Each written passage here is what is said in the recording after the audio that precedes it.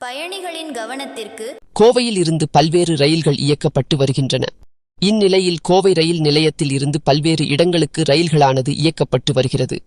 மேட்டுப்பாளையம் தூத்துக்குடி இடையே வாரம் 2 முறை புதிய எக்ஸ்பிரஸ் ரயில் சேவையை கடந்த சில நாட்களுக்கு முன்பு மத்திய இணை அமைச்சர் எல் முருகன் தொடங்கி வைத்தார். மேட்டுப்பாளையம் தூத்துக்குடி இடையே வாரம் 2 முறை இந்த விரைவு ரயிலானது இயக்கப்படும்.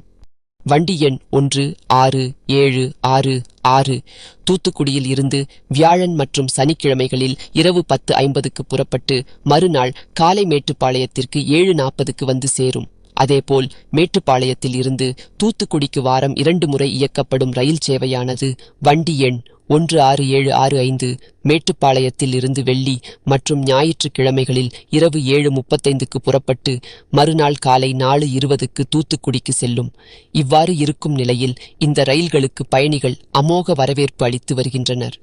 டிக்கெட்டுகள் அனைத்தும் முன்பதிவு செய்யப்பட்டுள்ளது. இந்த ரயில்களில் முன்பதிவில்லா பெட்டிகளும் இருப்பதால் ஏராளமான மக்கள் இந்த ரயில்களில் பயணம் செய்து வருகின்றனர். தொடர்ந்து பல நாட்களுக்கு டிக்கெட்டுகள் அனைத்தும் விற்று தீர்ந்துவிட்டதாக IRCTC வலைத்தளத்தில் தெரிவிக்கப்பட்டுள்ளது. தென் மாவட்டங்களில் இருந்து ஏராளமான மக்கள் கோவை மாவட்டத்தில் வந்து தங்கி வேலை மற்றும் படிப்பிற்காக இருந்து வருகின்றனர். இவ்வாறு இருக்கும் நிலையில் அவர்கள் அனைவருக்கும் வரப்பிரசாதமாக இந்த ரயில்களானது அமைந்துள்ளது.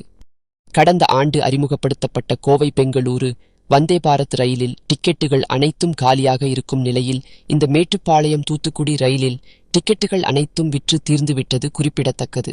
இதனால் கோவையில் இருந்து செல்லும் மக்கள் உற்சாகமுடன் சென்று வருகின்றனர்.